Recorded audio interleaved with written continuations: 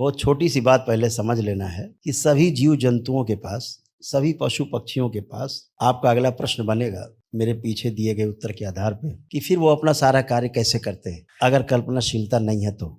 जितने भी मनुष्य को छोड़कर जितने भी जीव जंतु पशु पक्षी वो अपनी सीमित कल्पनाशीलता के आधार पर, उस सीमित कल्पनाशीलता के आधार पर, उतनी ही कल्पनाशीलता के आधार पर उतना ही कर्म कर पाते हैं। तो उनकी सीमित कल्पनाशीलता, उस आधार पर सीमित कर्म की स्वतंत्रता।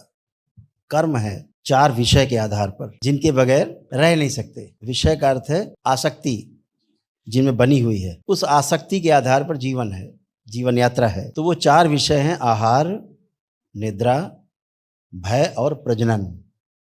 ऐसे 4 विषय हैं जिनके आधार पर उनका जीना होता है स्वयं के लिए, अपने कुटुंब के लिए।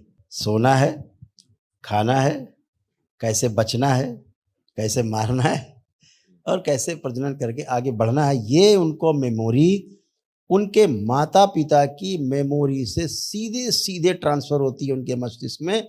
जन्म होते ही वो मेमोरी उनके पास होती है।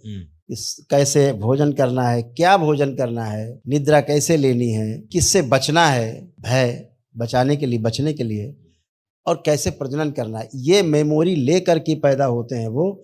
ये उन्हें सिखाने के लिए कोई टीचर नहीं आता। ये जितना भी कर्म है वो स्वयं के लिए है, सिर्फ अपने लिए है। लेकिन मनुष्य जब पैदा होता है तो वह जीव जंतु नहीं है, पशु पक्षी नहीं है। वह स्मृति लेकर पैदा नहीं होता। स्मृतियां उसको बनाई जाती हैं पैदा होने के बाद। जहां वो जन्म लेता है, जिस अवस्था में रहता है, जिस कुल में रहता है, वहाँ के जो संस्कार हैं वही उसमें आ जाते हैं। धीरे धीरे करके उसको स्मृतियाँ दी जाती हैं। उसके पास स्मृतियाँ, जो मेमोरीज हैं पिछले जन्मों की, वो संग्रहित नहीं है, स्टोर नहीं है, सिवाय रोने के। रोता हुआ मरता है तो रोता हुआ पैदा होता है।